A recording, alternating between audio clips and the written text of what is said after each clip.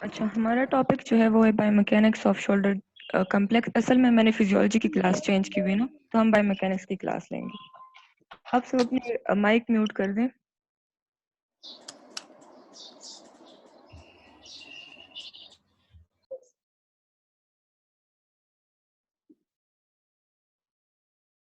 सब म्यूट कर दें, सही है। अच्छा, तो बायोमैकेनिक्स क्या होता है? बायोमैकेनिक्स असल में इसके नाम से ही पता चल रहा है ना कि bio mean something related to human life, और मैकेनिक्स का मतलब होता है कि उस वो मोशन कैसे करते हैं। सो बायोमैकेनिक्स में असल में हम स्ट्रक्चर भी पढ़ते हैं, फंक्शन भी पढ़ते हैं, और कोई जॉइंट जो है वो मूव कैसे करता है, उसमें मोशन किस तरह होती है वो हम पढ़ते हैं।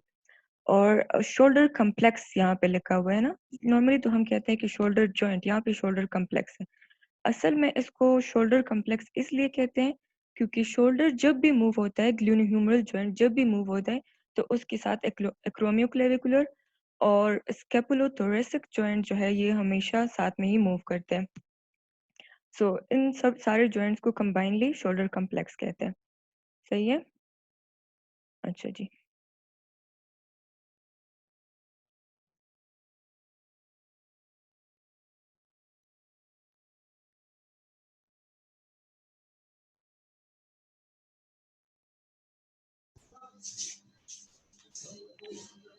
तलहा माइक ऑफ कर दें।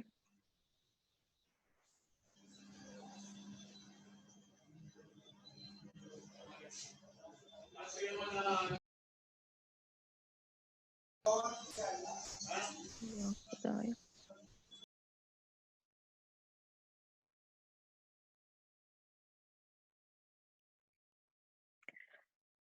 अच्छा जी, ग्लूनोह्यूमरल जॉइंट जो है असल में शोल्डर जॉइंट को हम ग्लूनोह्यूमरल जॉइंट भी कहते हैं। सो ग्लूनोह्यूमरल जॉइंट इसको क्यों कहते हैं? क्योंकि ये बना होता है किन किन चीज़ों से?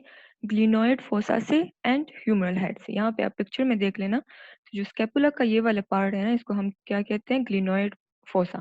और ये वाला जो है ये ह्यूमरल हेड है। तो ये जॉइंट असल में ह्यूमरल हेड और ग्लिनोइड फोसा के बीच में होता है, इसलिए इसको कहते हैं ग्लिनोह्यूमरल जॉइंट। सही है। ये जो है एक बाल एंड सॉकेट जॉइंट है। बाल एंड सॉकेट जॉइंट कौन से जॉइंट्स होते हैं? जिनमें एक आर्टिकुलर सरफेस क्या होता है, वो कनकेव होता है सॉकेट की तरह। जिस तरह यहाँ पे ग्लिनोइड फोसा को हम देखें ना, तो ये कनकेव होता है, बिल्कुल एक सॉकेट बनाता है। और बाल जो है वो कौन बनाता है? वो ह्यूमरल हेड। ये देखें, ये जो है ह्यूमरल हेड को आप देखें ना, तो ये एक स्फेयर की तरह है, तो इसको हम इसलिए कहते हैं बाल एंड सॉकेट जॉइंट। और ये साइनोवियल जॉइंट होता है। जिस तरह बॉडी के मोस्टली जो जॉइंट्स होते हैं, जो बाल एंड सॉकेट जॉइंट्स जितने भी होते हैं वो साइनोवियल जॉइंट्स होते हैं, मतलब उसमें साइनोवियम प्रेजेंट होता है और साइनोवियल मेम्ब्रेन होता है। सही है। और वो साइनोवियल मेम्ब्रेन क्या करता है कि वो इन आर्टिकुलर सर्फेसिस को, जो कि ह्यूमरल हेड है एंड ह्यूमरल हेड है, इन ग्लिनोइड फोसा है, वो इन सब को कवर करता है। सही है। आप लोग को जहाँ पे समझना है तो मुझे स्टॉप कर लिया करें। अच्छा जी। अच्छा, stabilise slightly by fibrocartilaginous rim glenoid labra. अच्छा, शोल्डर जॉइंट में जो है एक एक्स्ट्रा स्ट्रक्चर होता है जो कि बाकी जॉइंट्स में नहीं होता, उसको हम कहते हैं ग्लिनोइड लेब्रम। ये ग्लिनोइड लेब्रम कहाँ पे प्रेजेंट होता है? जी मरियम। जी मरियम, कोई क्वेश्चन है?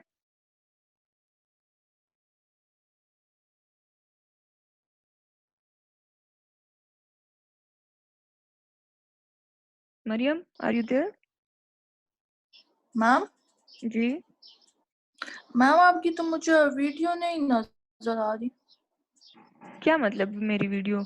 आपको स्क्रीन नहीं नजर आ रहा? No ma'am. बाकी किसी किसी और को भी नहीं नजर आ रहा है क्या, सिर्फ आपको? मैम नजर आ रहे हैं, आप स्लाइड से पढ़ा रही है अच्छा, ना? जी जी, मैं स्लाइड से पढ़ा रही हूँ। जी ठीक है मैम, नजर आ रहा है। मुझे नहीं आ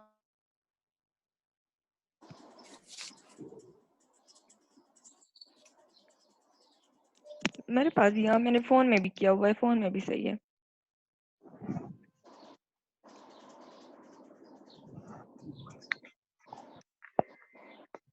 रमला सही हो गया कि नहीं?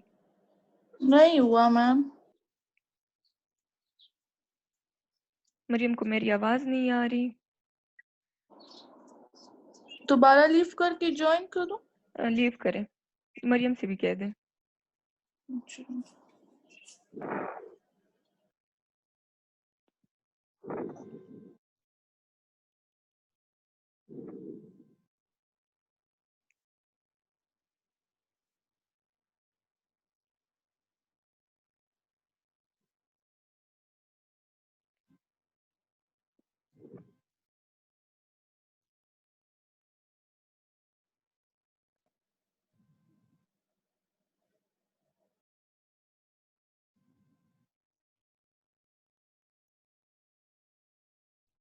ये तजल्ला क्यों बार बार लीव कर रही है और ज्वाइन कर रही है?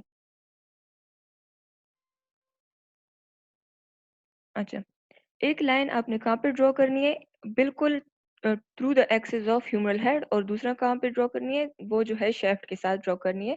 और ये जो है एक एंगल बनाते हैं, मतलब ये ह्यूमरल हेड जो है वो बिल्कुल वर्टिकल नहीं है, ये थोड़ा सा सुपीरियरली गया हुआ है, तो इस एंगल को हम क्या कहते हैं? Angle of inclination. सही है। ये एंगल ऑफ इंक्लिनेशन कितना होता है? 130 टू 150 डिग्रीज होता है। सही है यहाँ तक?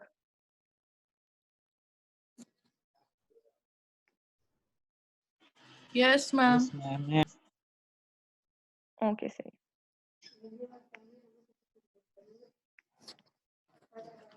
अच्छा जी, अब एंगल ऑफ टॉर्जन क्या होता है? आप लोगों ने ह्यूमरस तो पढ़ा हुआ है ना, humeral bone? Yes ma'am. Yes ma'am. चले फिर सही है। अच्छा, अब एंगल ऑफ टॉर्जन क्या होता है? एंगल ऑफ टॉर्जन जो है, अगर हम एक लाइन जो है वो ड्रॉ करें कहाँ पे? ह्यूमरल कॉन्डाइल के साथ। सही है। बिल्कुल through the axis of humeral condyle हम एक लाइन ड्रॉ करें, और दूसरा लाइन हम कहाँ पे ड्रॉ करें? वो through the centre of the humeral head. सही है। सेंटर ऑफ ह्यूमरल हेड पे एक लाइन ड्रॉ करनी है, ये वाली जो बार सी नजर आ रहे हैं, और दूसरी लाइन कहाँ पे ड्रॉ करनी है? कॉन्डाइल्स के साथ। तो ये जो है एक एंगल बनाता है। जिस तरह हमने पहले कहा कि ह्यूमरल हेड जो है वो पोस्टीरियरली फेस करता है, तो ये इस एंगल ऑफ टॉर्जन की वजह से होता है। ये एंगल ऑफ टॉर्जन कितना होता है? 30 डिग्रीज होता है, लेकिन ये वेरी करता है इंडिविजुअल टू इंडिविजुअल, लेकिन जो एवरेज होता है वो 30 डिग्रीज होता है। इसको हम पोस्टीरियर टॉर्जन भी कहते हैं, रीट्रो टॉर्जन भी कहते हैं, और रिट्रोवर्जन भी कहते हैं। सही है। Yes ma'am. अच्छा जी। अच्छा, अब ग्लिनोइड लेब्रम पे आते हैं कि ग्लिनोइड लेब्रम क्या होता है। सो ग्लिनोइड लेब्रम की हमने पहले ही बात की कि ग्लिनोइड लेब्रम जो है एक फाइब्रोकार्टिलेजियस स्ट्रक्चर होता है। मतलब फाइब्रोकार्टिलेजियस मतलब क्या होता है कि ये फाइब्रस कनेक्टिव टिश्यू से भी बना होता है, और कार्टिलेजियस टिश्यू से भी बना होता है। मतलब ये ना सिर्फ फाइबर्स है, इसमें ना सिर्फ कार्टिलेजियस टिश्यू है, so दोनों का मिक्सचर है। तो ये जो है इसने क्या किया होता है कि इसने ग्लिनोइड कैविटी को सराउंड किया होता है, और ये जो है इस ग्लिनोइड कैविटी की डेप्थ को 50% तक इंक्रीज कर लेता है। सही है। अगर ग्लिनोइड लेब्रम ना होता तो ह्यूमरल हेड क्या करता? वो स्लिप हो जाता ग्लिनोइड कैविटी से, क्योंकि ग्लिनोइड कैविटी जो है वो शैलो है, मतलब इतना डीप वो नहीं है, तो इस वजह से इस डेप्थ को इंक्रीज करने के लिए क्या प्रेजेंट है यहाँ पे? ग्लिनोइड लेब्रम प्रेजेंट है। सही है। मैम फिर से बताइए। अच्छा जी, ग्लिनोइड लेब्रम हमने पहली बात की ना कि ग्लिनोइड लेब्रम कहाँ पे प्रेजेंट होता है? ग्लिनोइड कैविटी के इर्द गिर्द प्रेजेंट होता है। ये ग्लिनोइड कैविटी है, और इसके इर्द गिर्द जो लाइट ब्लू सा नजर आ रहा है ना, ये जो है लेब्रम है। सो ग्लिनोइड लेब्रम जो है ये बना होता है किन चीजों से? फाइब्रोकार्टिलेजियस टिश्यू से, मतलब कि फाइब्रस कनेक्टिव टिश्यू भी है इसमें, और कार्टिलेजियस कनेक्टिव टिश्यू भी है। सही है। ये इसकी कंपोजिशन है। ये ग्लिनोइड लेब्रम क्या करता है कि ये इस ग्लिनोइड कैविटी की डेप्थ को इंक्रीज कर लेता है अप टू 50%। सही है, क्योंकि ग्लिनोइड कैविटी को आप यहाँ पे देखिए ना, ये बिल्कुल शैलो है, डीप बिल्कुल भी नहीं है। तो अगर ये ग्लिनोइड लेब्रम यहाँ पे अटैच ना होता, तो ह्यूमरल हेड क्या करता? ये स्लिप हो जाता है, इंफीरियरली स्लिप हो जाता, इंफीरियरली डिसलोकेट हो जाता। सही है। तो इस डिसलोकेशन को रोकने के लिए यहाँ पे क्या प्रेजेंट है? ग्लिनोइड लेब्रम प्रेजेंट है। सही है। सही है। Yes ma'am. अच्छा जी। अच्छा, ये ग्लिनोइड लेब्रम जो है ये सुपीरियरली थोड़ा सा लूज होता है, मतलब ज्यादा फर्मली अटैच नहीं होता। ये जो यहाँ पे, सो सुपीरियरली थोड़ा सा लूज होता है, इंफीरियरली जो है ये काफी फर्मली अटैच्ड होता है। सही है। तो इन्फीरियरली काफ़ी फर्म अटैचमेंट की वजह से ये क्या होता है, इमोबाइल होता है। और सुपीरियरली जो है ये लूज है तो ये ज़्यादा मोबाइल होता है। सही है। मोबाइल और इमोबाइल का तो पता है ना, मोबाइल ये होता है कि उसमें मूवमेंट हो सकती हो, इमोबाइल वो होता है जिसमें मूवमेंट बिल्कुल भी पॉसिबल ना हो। सही है। तो इन्फीरियरली चूंकि ये फर्मली अटैच्ड है तो इस वजह से वो इमोबाइल होता है, और सुपीरियरली चूंकि लूज अटैच है तो इस वजह से वो, तजल्ला माइक्रोफोन ऑफ कर दें। तो सुपीरियरली जो है ये लूज अटैच्ड है तो इस वजह से उसमें मूवमेंट हो सकती है। अच्छा जी। सुपीरियरली लूज अटैच है। जी जी, सुपीरियरली लूज अटैच्ड है, इन्फीरियरली फर्मली अटैच्ड है। सही। अच्छा। और ये लेब्रम जो है ये एक साइट ऑफ अटैचमेंट है फॉर लिगामेंट्स और for tendon of bicep muscle. इसका मतलब ये है कि बाइसेप मसल जो है, बाइसेप का लॉन्ग हेड कहाँ पे अटैच होता है, वो ग्लिनोइड फोसा के सुपीरियरली अटैच होता है बिल्कुल इस लेब्रम के साथ। ये लेब्रम है ना, ये बाइसेप का लॉन्ग हेड है वो यहाँ पे अटैच होता है, और बाइसेप का जो शॉर्ट हेड होता है वो यहाँ कोरोकॉइड प्रोसेस पे अटैच होता है। सही है। तो लेब्रम जो है ये एक साइट ऑफ अटैचमेंट है फॉर बाइसेप, और ये जो है एक साइट ऑफ अटैचमेंट है फॉर ग्लिनोह्यूमरल लिगामेंट्स। वो लिगामेंट्स हम आगे जाके पढ़ेंगे कि कौन कौन से लिगामेंट्स यहाँ पे प्रेजेंट होते हैं। सही है। लेब्रम में कोई मसला है क्लास?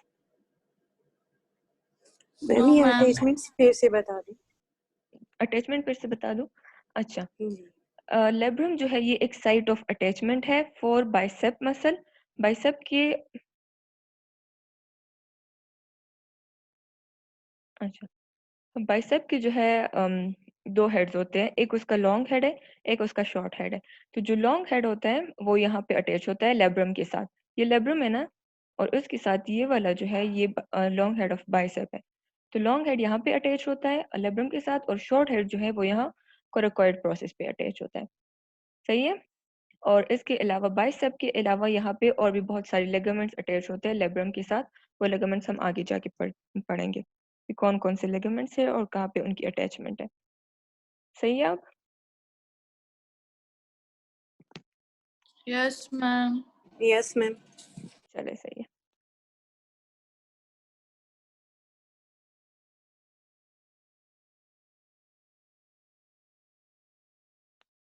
अच्छा जी।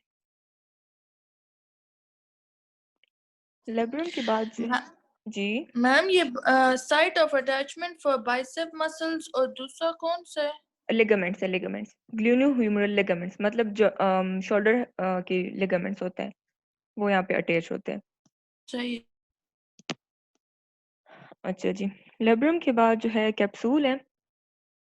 तो कैप्सूल जो है वो काफ़ी बड़ा है, ह्यूमरल हेड के 2 टाइम्स वो ह्यूमरल हेड से बड़ा है, और ये जो है बिल्कुल लूज होता है। लूज होता है तो इसमें जो है फोल्ड्स बने होते हैं, यहाँ पे आप देखें ना, तो ये जो है कैप्सूल में फोल्ड्स बने होते हैं, क्योंकि ये काफ़ी बड़ा है ना तो जॉइंट से काफ़ी बड़ा होता है, इस वजह से ये लूज होता है। अच्छा जी। ये जो है सुपीरियरली थोड़ा सा टॉट होता है, मतलब टाइट होता है, फिक्स्ड होता है। यहाँ पे देखें, यहाँ पे आप लोगों को फोल्ड्स नहीं नजर आ रहे होंगे कैप्सूल में, यहाँ पे आप देखें तो इसमें फोल्ड्स है। तो इंफीरियरली जो है ये लूज है, और सुपीरियरली एंड इंटीरियरली ये काफी टाइट होता है। सही है। अच्छा। सरफेस एरिया की हमने पहले बात की कि ये twice that of humeral head, मतलब इसका सरफेस एरिया जो है ह्यूमरल हेड से 2 टाइम्स ज्यादा है। सही है। और ये जो है चूंकि लूज होता है ना, इसमें फोल्ड्स बने होते हैं, तो अगर हम ह्यूमरल हेड को डिस्ट्रैक्ट करना चाहें, मतलब अगर हम शोल्डर को डिस्ट्रैक्ट करें, तो हम यहाँ पे उसको 2.5 सेंटीमीटर तक डिस्ट्रैक्ट कर सकते हैं इस कैप्सूल के लूज होने की वजह से। सही है। अच्छा जी।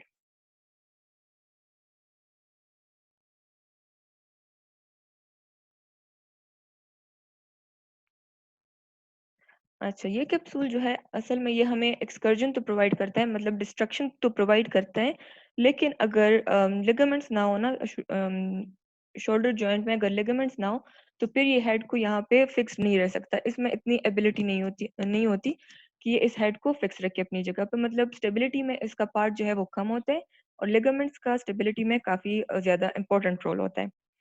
सही है। Yes ma'am. अच्छा जी। अच्छा, हमने बात की ना कि ये सुपीरियरली और इंटीरियरली जो है ये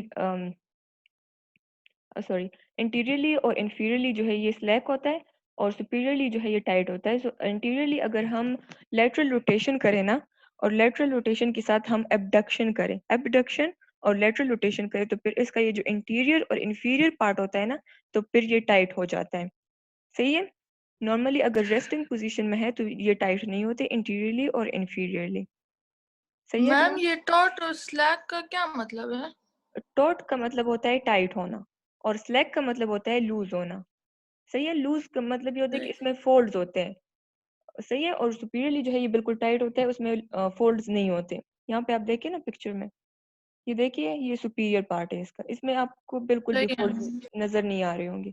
और इंटीरियरली यहाँ पे उसका इंटीरियर पोर्शन जो है वो नहीं शो हो रहा है इस पिक्चर में, तो इंटीरियरली और इंफीरियरली जो है ये लूज होता है, इसमें फोल्ड्स होते हैं। सही है।